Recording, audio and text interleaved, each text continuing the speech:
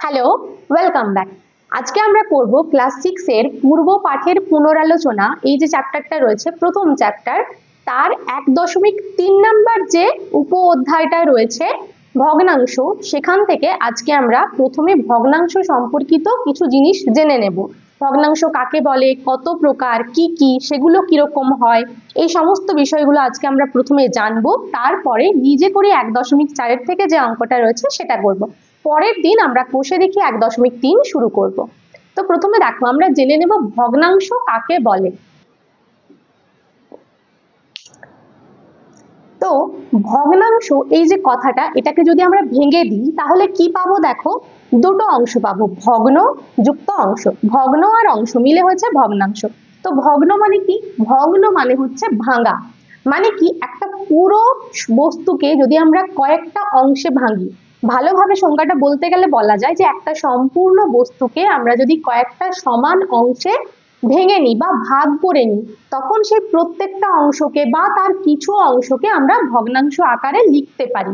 যেমন মনে করো, দেখো এটা হচ্ছে একটা গোলাকার কোনো বস্তু, এটা হতে পারে রুটি, ঠিক আছে, বা অন্য কোনো গোলাকার বস্তু হতে পারে। তো মনে করো এটাকে আমরা প্রথমে সমান 4 ভাগে ভাগ করলাম। কত ভাগে ভাগ করলাম? সমান 4টা ভাগে ভাগ করেছি। তারপর তার থেকে যদি আমি দুটো অংশ নিতে চাই, তখন সেটাকে কিভাবে লিখবো? দেখো, তখন উপরে লিখবো 2 আর নিচে লিখবো 4 আর এখানে লিখবো অংশ। অর্থাৎ কি? অর্থাৎ পুরো রুটিটাকে আমরা সমান 4টে অংশে ভাগ করে তার থেকে দুটো অংশ নিয়েছি, তার জন্য উপরে 2 আর নিচে 4 লেখা হয়েছে, ঠিক আছে। বা দেখো, মনে করো আমাদের যে জাতীয় পতাকা, এই পতাকাটা কি হয়? পতাকাতে 3টে রং থাকে, তাই তো। এই সব থেকে উপরে একটা রং থাকে গেরুয়া, মাঝে থাকে সাদা, নিচে থাকে সবুজ। তো এই যে 3টে অংশ, তার মানে পতাকাটাকে কটা ভাগে ভাগ করা হয়েছে? 3টে ভাগে ভাগ করা হয়েছে। এই 3টে ভাগের মধ্যে প্রত্যেকটা ভাগকে আমরা অংশ আকারে লিখলে সেটা কিভাবে লিখবো? মানে যেমন ধরো প্রথমেই উপরে যদি গেরুয়া যে রংটা রয়েছে, গেরুয়া রংটা পুরো পতাকার কত অংশে রয়েছে সেটা কিভাবে লিখবো? দেখো, উপরে হচ্ছে 1 ভাগ আর নিচে হচ্ছে মোট ভাগটা 3 ভাগ, ঠিক আছে। তো গেরুয়া রংটা রয়েছে 1/3 অংশে। একইভাবে সাদাটাও কত হবে? 1/3, কারণ 3 ভাগের 1 ভাগে ও রয়েছে। আর নিচে যে সবুজ রংটা থাকে সেটাও হচ্ছে 1/3 অংশে, ঠিক আছে। তো কি বস্তুটা কোন আকারে সেটা নিয়ে আমাদের কোনো ব্যাপার নেই, গোলাকার হতে পারে বা এই যে আয়তকার হতে পারে। তো সেটাকে আমাদের প্রথমে সমান কয়েকটা ভাগে ভাগ করতে হবে, তারপর সেই ভাগ থেকে কিছু ভাগ নিয়ে সেটাকে যখন আমরা লিখবো, সেই লেখাটাকে বলা হয় ভগ্নাংশ আকারে লেখা। এই যে এটাকে আমরা লিখছি 1/3 অংশ, ভগ্নাংশকে এভাবে অংশ আকারে লেখা হয়, ঠিক আছে। তো এটা হচ্ছে ভগ্নাংশের সংজ্ঞা। সেটা কিভাবে বলা যায়? যে কোনো একটা সম্পূর্ণ বস্তুকে সমান কিছু অংশে বিভক্ত করে তার থেকে কিছু অংশ নিয়ে যখন সেটাকে আমরা লিখি, তখন সেই জিনিসটাকে বলা হচ্ছে ভগ্নাংশ, ঠিক আছে। বা এভাবেও বলতে পারা যায় যে কোনো একটা সম্পূর্ণ বস্তুর কিছু অংশকে আমরা ভগ্নাংশ বলি, ঠিক আছে। এবার আমরা দেখবো যে ভগ্নাংশ কত প্রকার। দেখো, ভগ্নাংশ অনেক প্রকার রয়েছে, ঠিক আছে, অনেক রকমের ভগ্নাংশ রয়েছে আমাদের। তার মধ্যে মূলত আমাদের যেগুলো কাজে লাগবে, এখানে 3 ধরনের ভগ্নাংশ আমরা লিখবো, সেগুলো বাদ দিয়েও কিছু রয়েছে যেগুলো তোমরা পরে শিখবে। এখন আমরা মূলত 3টে ভগ্নাংশ দেখবো। দেখো, 3 রকমের। প্রথমে হচ্ছে প্রকৃত ভগ্নাংশ। আমরা প্রকৃত ভগ্নাংশ কাকে বলে সেটাও জানবো, আগে প্রথমে ভাগগুলো দেখে নিই। একটা হচ্ছে প্রকৃত ভগ্নাংশ, 2 নম্বরে হচ্ছে অপ্রকৃত ভগ্নাংশ। বুঝতেই পারছো যে প্রকৃত যেরকম হবে অপ্রকৃত তার উল্টোটা হবে। আর একটা রয়েছে মিশ্র ভগ্নাংশ। মূলত এই 3 ভগ্নাংশ শিখবো আমরা। আর তার সাথে একটা ভগ্নাংশ রয়েছে যেটাও আমাদের এখানে শিখতে হবে, কিন্তু সেটা আমাদের মানে ভগ্নাংশের ভাগের মধ্যে বলা যায় না, সেটা মানে অন্য এক ধরনের ভগ্নাংশ। সেটা হচ্ছে সমতুল্য ভগ্নাংশ। তোমাদের সিলেবাসে এটা হচ্ছে খুব গুরুত্বপূর্ণ একটা ভগ্নাংশ, এটা তোমাদের খুব ভালো করে জানতে হবে। তো তার আগে প্রথমে আমরা প্রকৃত ভগ্নাংশ, অপ্রকৃত ভগ্নাংশ, মিশ্র ভগ্নাংশ জানবো, ঠিক আছে। তো দেখো, ভগ্নাংশের প্রথমে একটা উদাহরণ দিই। মনে করো এই যে একটা ভগ্নাংশ 2/3, বা একটা ভগ্নাংশ আমি লিখছি 5/3, ঠিক আছে। এই যে ভগ্নাংশগুলো, ভগ্নাংশের দুটো মানে একটা ভগ্নাংশের মধ্যে দুটো সংখ্যা রয়েছে। দেখো, একটা ওপরে রয়েছে ডিভাইডেড বাই, একটা নিচে রয়েছে। তো তো এই যে উপরে যেটা থাকে সেটাকে একটা নাম দেওয়া হয়, নিচে যেটা থাকে সেটাকে একটা নাম দেওয়া হয়। যে ভগ্নাংশের যে সংখ্যাটা উপরে থাকে সেটাকে আমরা বলি লব, আর যেটা নিচে থাকে সেটাকে বলি হর। ঠিক আছে, একইভাবে এরও এই যে 5টা, এটা হচ্ছে কি লব, আর যেটা নিচে রয়েছে সেটা হচ্ছে হর। যে কোনো ভগ্নাংশ, তুমি যে কোনো ভগ্নাংশ লিখবে তার উপরে যে সংখ্যাটা থাকবে একটা সংখ্যাই অবশ্য থাকবে, সেই সংখ্যাটাকে আমরা লব বলবো, আর নিচে যে সংখ্যাটা থাকবে সেটাকে হর বলবো। ঠিক আছে, মানে ভগ্নাংশ হয় লব ডিভাইডেড বাই হর। এবার এই যে দুটো ভগ্নাংশ আমি লিখেছি, দুটো ভগ্নাংশে দেখো দুরকম লিখেছি। একটাতে লিখেছি তুমি দেখতে পাবে যে লবটা উপরে ছোট রয়েছে, নিচে হরটা বড় রয়েছে, আর ওই দিকের ভগ্নাংশটাতে দেখো লবটা বড় রয়েছে, হরটা ছোট রয়েছে। তো একটাতে লব বড় হর ছোট, আর একটাতে হর বড় লবটা ছোট। তো কোনটা, এই দুটোর মধ্যে একটা হচ্ছে প্রকৃত, একটা অপ্রকৃত। তো প্রকৃত ভগ্নাংশ হচ্ছে যে ভগ্নাংশের লবটা ছোট হবে, লব হরের থেকে ছোট। যে ভগ্নাংশের লবটা হবে হরের থেকে ছোট সেটাকে আমরা বলবো প্রকৃত ভগ্নাংশ।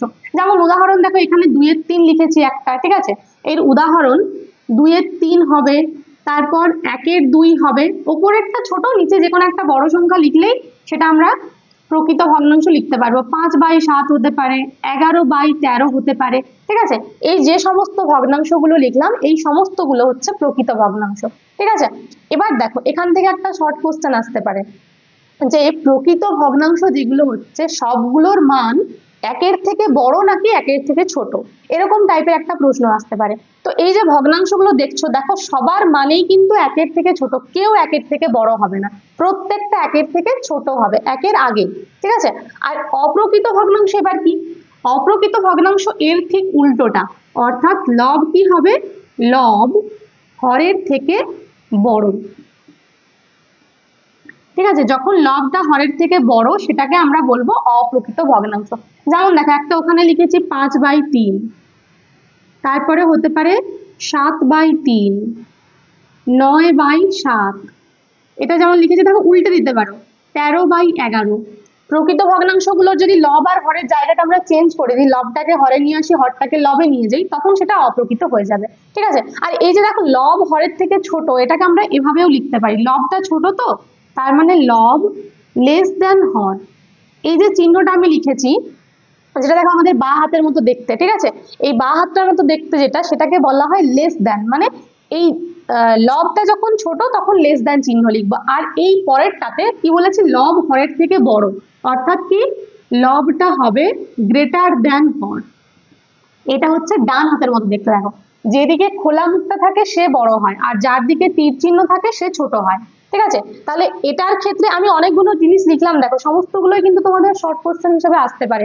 অনেক জিনিস লিখেছি, প্রথমে লিখেছি লব হরের থেকে ছোট হয়, তারপরে লিখেছি লব লেস দেন হর, তার সাথে একটা কথা বললাম যেটা প্রকৃত ভগ্নাংশগুলোর মান 1-এর থেকে ছোট, আর অপ্রকৃত ভগ্নাংশগুলোর মান 1-এর থেকে বড় হবে। দেখো এই যে আমি 5/3 লিখেছি, যদি 5/3টাকে ভাগ করি তখন কত পাবো, 5কে 3 দিয়ে ভাগ, তখন কত পাবো, 3 1-এর 3, আর এখানে 2 থাকলো, অর্থাৎ 1/2-এর 3, মানে 1 তো রয়েছে তার সাথে 2-এর 3। তো এই যেটা হচ্ছে সেগুলো 1-এর থেকে বড় হয়, তাহলে অপ্রকৃত ভগ্নাংশ সবাই 1-এর থেকে বড়, তার সাথে অপ্রকৃত ভগ্নাংশের লবটা বড় হরটা ছোট। ঠিক আছে, প্রকৃত অপ্রকৃত হলো। এবার আমরা দেখবো মিশ্র ভগ্নাংশ। তো মিশ্র ভগ্নাংশ দেখো, এই যে অপ্রকৃত ভগ্নাংশগুলোকে আমরা মিশ্র ভগ্নাংশ বলি কেন? মিশ্র ভগ্নাংশের উদাহরণ হচ্ছে এই যেটা লিখেছিলাম আমি, 1/2-এর 3 হতে পারে, 2 হবে 1-এর 2 হতে পারে, তারপর মনে করো 9/5-এর 7 হতে পারে। তো মিশ্র ভগ্নাংশ কেমন? মিশ্র ভগ্নাংশে একটা করে পূর্ণ সংখ্যা থাকে, প্রথমে একটা করে পূর্ণ সংখ্যা থাকবে, দেখো এখানে রয়েছে 1, এখানে 2, এখানে 9, একটা পূর্ণ সংখ্যা, তার ঠিক পাশে একটা প্রকৃত ভগ্নাংশ, পূর্ণ সংখ্যা তার পাশে দেখো প্রকৃত ভগ্নাংশ রয়েছে, এখানে কিন্তু অপ্রকৃত ভগ্নাংশ থাকবে না। তাহলে পূর্ণ সংখ্যা প্রকৃত ভগ্নাংশ, এখানে দেখো 2টা পূর্ণ সংখ্যা, 1-এর 2টা হচ্ছে প্রকৃত ভগ্নাংশ, 9টা পূর্ণ সংখ্যা, 5-এর 7টা হচ্ছে প্রকৃত ভগ্নাংশ। ঠিক আছে, এইগুলো হচ্ছে মিশ্র ভগ্নাংশ। তাহলে 3টে ভগ্নাংশ খুব ভালো করে বুঝতে পারলে। আচ্ছা, এখানে এবার দেখো, এই যে অপ্রকৃত ভগ্নাংশগুলোকেই কিন্তু মিশ্র ভগ্নাংশে আনা যায়, সেটা আমি এখানে করেছি। এই যে 5/3টাকে যদি ভাগ করে দেখো যে নিচে ভাগশেষ কত থাকছে, তখন তারপর যেটা হবে সেটাই হচ্ছে মিশ্র ভগ্নাংশ। ঠিক আছে, তাহলে আমরা তিনটে ভগ্নাংশ বুঝলাম। এবার আমরা বুঝবো সমতুল্য ভগ্নাংশ কি। দেখো, সমতুল্য ভগ্নাংশ একটা উদাহরণ দিয়ে আমরা প্রথমে বুঝবো। মনে করো আমি একটা ভগ্নাংশ লিখলাম 1/2। ঠিক আছে, এটা একটা প্রকৃত ভগ্নাংশ লিখেছি আমি, তুমি অপ্রকৃতও লিখতে পারো, সব ভগ্নাংশেরই সমতুল্য ভগ্নাংশ পাওয়া যায়। এটার প্রশ্ন আমাদের এরকম পড়ে, একটা ভগ্নাংশ দেওয়া থাকলো, তোমাকে বললো এর বেশ কয়েকটা সমতুল্য ভগ্নাংশ লেখো। একটা ভগ্নাংশের অনেকগুলো সমতুল্য ভগ্নাংশ থাকে। সমতুল্য মানে কি, তুলনা করে দেখবে যে দুটো ভগ্নাংশই আসলে সমান, দুটো একই ভগ্নাংশ যদি হয় সেগুলোকে আমরা বলি সমতুল্য ভগ্নাংশ, সমান ভগ্নাংশ। এবার সমান মানে কি, আমাদের মনে হবে যে 1/2 সমান ভগ্নাংশ তো 1/2, অন্য কোনো ভগ্নাংশ কি আর 1/2 সাথে সমান হতে পারে?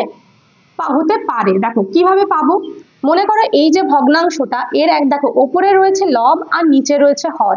তো এই লবটাকে আমরা কোনো একটা সংখ্যা দিয়ে গুণ করি যদি, আর সেই একই সংখ্যা দিয়ে যদি হরকে গুণ করি, তাহলে যে নতুন ভগ্নাংশটা পাবো সেটা হবে এর সমতুল্য ভগ্নাংশ।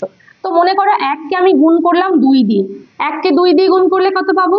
2, 1 2 এ 2। তখন আমাদের এই 2কেও 2 দিয়ে গুণ করতে হবে, তো 2কে 2 দিয়ে গুণ করলে কত পাবো? 4। তাহলে 1/2 সমান হলো 2/4, এরা কিন্তু সমতুল্য ভগ্নাংশ। এদের সাথে আবার সমান হবে, মনে করো 1কে গুণ করলাম 3 দিয়ে, তাহলে কত হবে? 3। আবার 2কে গুণ করলাম 3 দিয়ে, তাহলে 3 2 কত? 6। ঠিক আছে, তারপর মনে করো 1কে গুণ করলাম 4 দিয়ে, আবার 2কেও গুণ করলাম 4 দিয়ে, 2 4 8। 1কে গুণ করলাম 5 দিয়ে, 1 5 5, আর 2কে 5 দিয়ে গুণ করলে 2 5 10। ঠিক আছে, তো এই যে পর পর হয়ে হয়ে যাচ্ছে, এরকম কিন্তু এর কোনো নির্দিষ্ট সীমা নেই, অসংখ্য সংখ্যা তুমি লিখতে পারবে। একটা ভগ্নাংশের সমতুল্য ভগ্নাংশ অনেক লেখা যায়। ঠিক আছে, আমি প্রথমেরটাকে 2 দিয়ে, 3 দিয়ে, 4 দিয়ে, 5 দিয়ে গুণ করে 4টা লিখেছি, তো এরকম আরো অসংখ্য হতে পারে। তার মানে এখান থেকে আমরা কি বুঝছি, যে ভগ্নাংশটা আমাদের দেওয়া থাকবে আমরা কি করব, তার সাথে একটা একটা সংখ্যা গুণ করব। এমন নয় আমরা 2 3 4 5 গুণ করব, তুমি অন্য যে কোনো সংখ্যা গুণ করতে পারো, তবে এটাই সহজ হবে, ছোট সংখ্যা গুণ করলে আমাদের তাড়াতাড়ি গুণ করতে সুবিধা হবে। ঠিক আছে, তো এই যে ভগ্নাংশগুলো, এরা হচ্ছে সমতুল্য ভগ্নাংশ। আচ্ছা, এবার আমরা একটা জিনিস শিখবো, সেটা হচ্ছে যে এই অপ্রকৃত ভগ্নাংশকে কি করে মিশ্র ভগ্নাংশ করা যায়, আর এই মিশ্র ভগ্নাংশকে কি করে অপ্রকৃত ভগ্নাংশ করা যায়। দেখো, এটা তো একবার দেখালাম যে 5/3কে কি করে এটা করা গেল। 7/3টাকে আমি করি, 7/3 এটা আমাদের হচ্ছে কি ভগ্নাংশ? অপ্রকৃত ভগ্নাংশ। তো আমি বলছি এটাকে আমি মিশ্র ভগ্নাংশে পরিণত করব কিভাবে। তখন কি করব, দেখো আমরা করব 7 রয়েছে, নিচে 3 রয়েছে, তার মানে কাকে কত দিয়ে ভাগ? ওপরে 7 রয়েছে, মানে আমরা 7কে ভাগ করব 3 দিয়ে, যেহেতু নিচে 3 রয়েছে। তাহলে 3 দিয়ে ভাগ করলাম, কত হবে? 3 2 এ 6। দেখো নিচে কত থাকছে? 7 থেকে 6 বিয়োগ করলে 1। তো এইটা সমান, এখন আমরা লিখতে পারবো, এই যে ভাগ করেছি, ভাগফল কত হয়েছে? 2। তো ভাগফলটাকে লিখবো এখানে, তারপর এরকম একটা লাইন দিয়ে ভাগশেষ যেটা থাকছে সেটাকে লিখবো ওপরে, আর যেটা দিয়ে ভাগ করেছিলাম 3 সেটা নিচে লিখবো। 3 এখানে নিচে ছিল, 3 দিয়ে ভাগ করেছিলাম, এখানেও 3টা নিচে থাকলো, কিন্তু ভাগফলটাকে এখানে, ভাগশেষটাকে এখানে। তো এই যে 7/3 ভগ্নাংশটা, যে ভগ্নাংশ 2/1/3 হচ্ছে সে একই ভগ্নাংশ, দুটো ভগ্নাংশ কিন্তু একই, কিন্তু ওদের দেখতে আলাদা। এই ভগ্নাংশটা রয়েছে অপ্রকৃত ভগ্নাংশের আকারে, আর যেটা 2/1/3 সেটা রয়েছে মিশ্র ভগ্নাংশের আকারে। ঠিক আছে, একইভাবে ধরো 13/11, 13 উপরে 13 রয়েছে, নিচে 11 রয়েছে, এটাকে যদি বলি আমি মিশ্র ভগ্নাংশে পরিণত করব, কি করব? তো এখানে 13কে ভাগ করব 11 দিয়ে, যে নিচে থাকবে আমাদের সেটা দিয়ে ভাগ করতে হবে, যে উপরে থাকবে তাকে ভাগ করতে হবে। ঠিক আছে, তো দেখো 11 একে হচ্ছে 11, নিচে কত থাকছে? বিয়োগ করলে থাকছে 2। তাহলে এখানে কিভাবে লিখবো? এখানে প্রথমে লিখবো ভাগফল অর্থাৎ 1, ওপরে লিখবো ভাগশেষ, আর নিচে লিখবো যেটা দিয়ে ভাগ করেছিলাম। ঠিক আছে, মানে যেটা ভাজক। তাহলে নিচে হয়ে গেল 11। এইটা হলো অপ্রকৃত ভগ্নাংশ থেকে মিশ্র ভগ্নাংশে পরিণত করার নিয়ম। এবার তো উল্টো নিয়মও থাকবে নিশ্চয়ই, আমরা মিশ্র ভগ্নাংশ থেকে অপ্রকৃত ভগ্নাংশ করতে পারবো। সেটা কি করে করবো? দেখো, মনে করো একটা ভগ্নাংশ আমি নিচ্ছি, এগুলো না নিয়ে অন্য একটা নিচ্ছি, 3/2/3 সমান।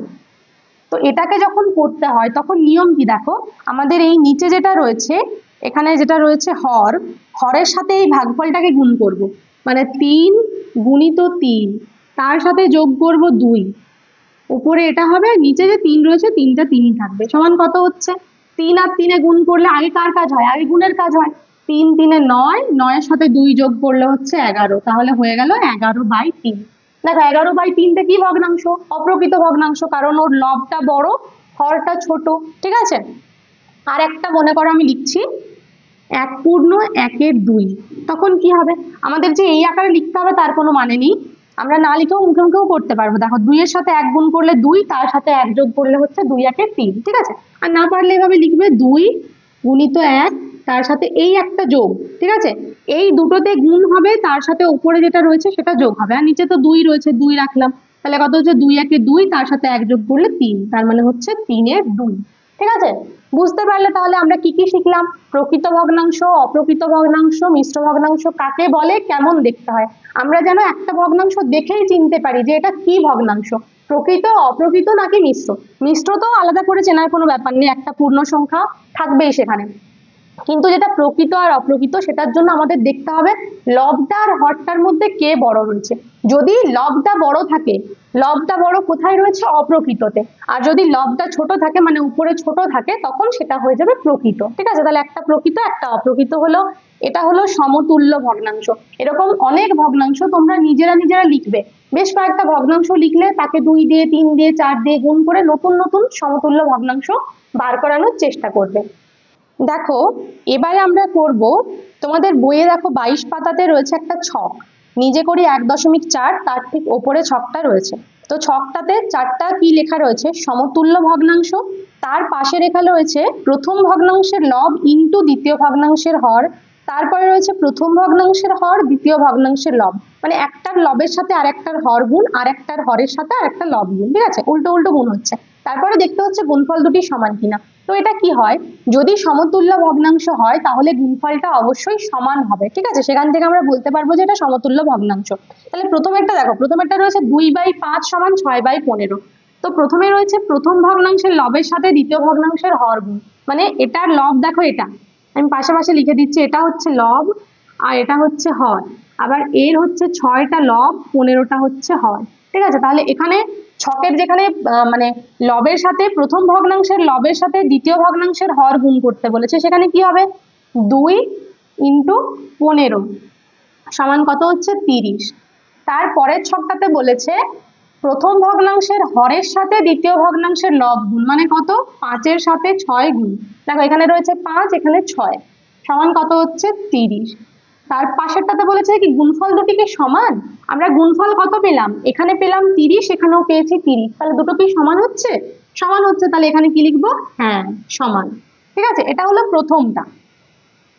এবার আমরা 2 নাম্বারটা দেখবো কি রয়েছে, দেখো এখানে রয়েছে 2/7 আর 8/28, 2/7 সমান 8/28, ঠিক আছে। তাহলে এবার কি করব, দেখো প্রথমে এই যে উপরে যে লবটা রয়েছে সেই লবের সাথে গুণ করব পরেরটার হর, মানে এর নিচেরটা, এটার উপরের সাথে এর নিচেরটা, তাহলে 2 এর সাথে 28 গুণ করলে দেখবে হচ্ছে 56। আবার এদিকে গুণ করতে হবে এর যেটা নিচে রয়েছে তার সাথে যেটা এর উপরে রয়েছে, অর্থাৎ 7-এর সাথে 8 গুণ, 7 8 কত হয় 56। তাহলে এখানেও কি দেখতে পাচ্ছি, গুণফল দুটি কি সমান হচ্ছে, হ্যাঁ সমান হচ্ছে, ঠিক আছে, দুটো হয়ে গেল। এবার 3 নম্বরে কি রয়েছে, 1/9 সমান কত, এটা আমাদেরকে লিখতে হবে। দেখো এখানে রয়েছে 1/9 সমান এখানে কত সেটা লিখতে হবে, আর এখানে কিন্তু লিখে দেওয়া রয়েছে যে 1 × 36 সমান হচ্ছে 36, সমান তো 36 হবেই। তো 1-এর সাথে কত গুণ করে রয়েছে 36, এটা হচ্ছে প্রথম ভগ্নাংশের লব আর এটা হচ্ছে দ্বিতীয় ভগ্নাংশের হর, তাহলে দ্বিতীয় ভগ্নাংশের হর কোথায় হয়, হর সব সময় নিচে হয়, তাহলে নিচে দেখো হয়ে গেল 36, ঠিক আছে। আর এখানে রয়েছে 9 × কত হলে সমান 36 হবে। তো আমরা কি জানি 9-এর সাথে কত গুণ করলে 36 হয়, 9-এর ঘরের নামটা আমাদের জানা আছে, 9 1 9, 9 2 18, 9 3 27, 9 4 হচ্ছে 36, ঠিক আছে। তাহলে 9-এর সাথে 4 গুণ করলে 36 হয়, তাহলে এখানে 9-এর সাথে 4টা কোথায় হবে, দেখো এখানে উপরে হবে 4, 9 4 হলো 36। তাহলে এখানেও কি দেখতে পাচ্ছি, গুণফল সমান হচ্ছে কি? হ্যাঁ, সমান হচ্ছে। ঠিক আছে, তাহলে আমাদের 3টে হয়ে গেল। আর একটা কি রয়েছে দেখো, 2/3, 2/3 সমান কত বাই 15? তাহলে প্রথমে কি করব, প্রথমে আমরা 2 এর সাথে 15 গুণ করব। দেখবো 2 আর 15 দিয়ে গুণ করে কত হচ্ছে। 2 15 কত হয়? 15 2 এ হচ্ছে 30, সমান এদিকে গুণ হবে 3 এর সাথে কিছু একটা, মানে 3 ইন্টু কিছু একটা হয়ে সমান কত হবে? 30, কারণ গুণফল তো 30 হবে। ঠিক আছে, এবার 3 এর সাথে কত গুণ করলে 30 হয়? 3 10 এ 30, তাহলে এখানে হয়ে গেল 10। তাহলে ওখানে যেহেতু 10 হয়েছে, তার মানে এদিকে 3 এর সাথে এখানে উপরে হবে 10, কারণ 3 আর 10 গুণ হয়ে 30 হয়েছে। তাহলে এখানেও কি হবে, গুণফল দুটি কি সমান? হ্যাঁ, গুণফল দুটি সমান। ঠিক আছে, তাহলে আমরা ছকটা করে নিলাম। এবার করব দেখো 22 পাতাতেই রয়েছে, নিচে করি 1.4। এখানে দুটো অঙ্ক রয়েছে, বলা রয়েছে 2/3 ও 5/9 এর 4টি করে সমতুল্য ভগ্নাংশ। তার মানে আমরা 2/3 যে ভগ্নাংশটা রয়েছে তার 4টা সমতুল্য ভগ্নাংশ লিখব, আবার 5/9 যেটা রয়েছে তারও 4টা সমতুল্য ভগ্নাংশ লিখব। দেখো, তাহলে প্রথমে আমরা 2/3 এর 4টা সমতুল্য ভগ্নাংশ লিখব। তো যখন সমতুল্য ভগ্নাংশ লিখবো তখন কিভাবে লিখবো বলেছি দেখো, প্রথমে সমান দিয়ে দেব, তারপর এই 2 আর 3 দুজনকেই একই সংখ্যা দিয়ে গুণ করতে হবে। তো আমাদের সহজ হচ্ছে পরপর যে সংখ্যাগুলো রয়েছে, মানে 2 3 4 5 6 এরকম গুণ করে করে যাওয়া। ঠিক আছে, তো প্রথমে আমরা কি করব, এই যে 2টা রয়েছে মানে যে লবটা রয়েছে, লবকেও 2 দিয়ে গুণ করব আর হরকেও 2 দিয়ে গুণ করব, তারপরে যে গুণফলটা পাবো সেটা সমতুল্য ভগ্নাংশ হয়ে যাবে। তাহলে 2 কে 2 দিয়ে গুণ করলে কত হয়? 2 2 এ হচ্ছে 4, আর 3 কে 2 দিয়ে গুণ করলে কত হয়? 3 2 এ হচ্ছে 6, সমান এবার 2 কে গুণ করব 3 দিয়ে। ঠিক আছে, যদি দেখো তোমরা বুঝতে না পারো এরকমও লিখতে পারো, একবার 2 কে গুণ করলাম 3 দিয়ে, এখানে না লিখে সমান দিয়ে না লিখে এখানে লিখবে যে 2 কে গুণ করলাম 3 দিয়ে, আবার 3 কে গুণ করলাম 3 দিয়ে, সমান কত হচ্ছে? 2 3 এ হচ্ছে 6 আর 3 3 এ হচ্ছে 9। ঠিক আছে, একটা হলো, মানে একটা হলো দুটো হলো। এবার আমরা কি দিয়ে গুণ করব, আমাদের এখানে 2 দিয়ে গুণ করা হয়ে গেছে, 3 দিয়ে গুণ করা হয়ে গেছে, এবার গুণ করব 4 দিয়ে। তাহলে 2 কে 4 দিয়েও গুণ করলাম, তখন আবার 3 কেও 4 দিয়ে গুণ করতে হবে, সমান কত হচ্ছে? 4 2 এ হচ্ছে 8 আর 3 4 এ হচ্ছে 12। আমরা কটা ভগ্নাংশ পেয়েছি? একটা, দুটা, তিনটা পেয়েছি। এবার আর একবার কত দিয়ে গুণ করব? 2 3 4 দিয়ে হয়ে গেছে, এবার 5 দিয়ে গুণ করছি। তাহলে 2 কেও 5 দিয়ে আবার 3 কেও 5 দিয়ে, সমান কত পাচ্ছি? 2 5 এ 10 আর 3 5 এ 15। ঠিক আছে, এরকম গুণ করে লেখার পর তোমরা লিখে দিতে পারো, অতএব 2/3 সমান হলো 4/6 সমান হলো 6/9 সমান হচ্ছে 8/12 সমান হচ্ছে 10/15। ঠিক আছে, তাহলে 4টা সমতুল্য ভগ্নাংশ কি কি পেলাম? 4/6, 6/9, 8/12 আর 10/15। এটা হচ্ছে 2/3 এর 4টি সমতুল্য ভগ্নাংশ। দেখো, এবার রয়েছে 5/9 এর 4টি সমতুল্য ভগ্নাংশ। তো একইভাবে আমরা প্রথমে কি করব, 5/9 কে গুণ করব 2 দিয়ে, দুজনকেই রাখো 2 দিয়ে গুণ করছি, সমান কত হচ্ছে? 5 2 এ হচ্ছে 10 আর 9 2 এ হচ্ছে 18। এটা হলো প্রথম সমতুল্য ভগ্নাংশটা। এরপরে 5/9, 5/9 রয়েছে, এটাকে গুণ করব 3 দিয়ে, তাহলে উপরেও 3 দিয়ে গুণ করছি, নিচেও 3 দিয়ে গুণ করছি, সমান কত হচ্ছে? 5 3 এ 15 আর 9 3 এ হচ্ছে 27। এবার গুণ করব 5 কে আর 9 কে, কত দিয়ে গুণ করব? 2 দিয়ে 3 দিয়ে হয়ে গেছে, এবার গুণ করব 4 দিয়ে, সমান হচ্ছে 5 4 এ 20 আর 9 4 এ হচ্ছে 36। এরপরে করব 5 কেও 5 দিয়ে গুণ, আবার 9 কেও 5 দিয়ে গুণ, কত হচ্ছে? 5 5 এ 25 আর 9 5 এ হচ্ছে 45। ঠিক আছে, 4টা পেয়ে গেছি। কার সমতুল্য ভগ্নাংশ পেয়েছি? 5/9। তাহলে অতএব কি লিখব? 5/9 সমান হচ্ছে, প্রথমের ভগ্নাংশটা পেয়েছি 10/18, তারপরে পেয়েছি 15/27, তারপরে পেয়েছি 20/36, আর একটা পেয়েছি 25/45। তাহলে 5/9 সমতুল্য ভগ্নাংশ হলো চারটা কি, 10/18, 15/27, 20/36 আর 25/45। ঠিক আছে, বুঝতে পারলে তোমরা? তাহলে কি আজকে আমাদের নিজে করি 1.4 হয়ে গেল। পরের দিন আমরা করব কোষে দেখি 1.3 যে অঙ্কগুলো রয়েছে সেগুলো। তো তোমাদের যদি ভিডিওটা ভালো লেগে থাকে তাহলে লাইক করবে, কমেন্ট করে জানাবে, বন্ধুদের সঙ্গে শেয়ার করবে। আর যদি চ্যানেলে নতুন হও তাহলে অবশ্যই চ্যানেলটাকে সাবস্ক্রাইব করে নোটিফিকেশন অন করে রাখবে, যাতে সবার আগে ভিডিওগুলো তোমাদের কাছে পৌঁছে যেতে পারে।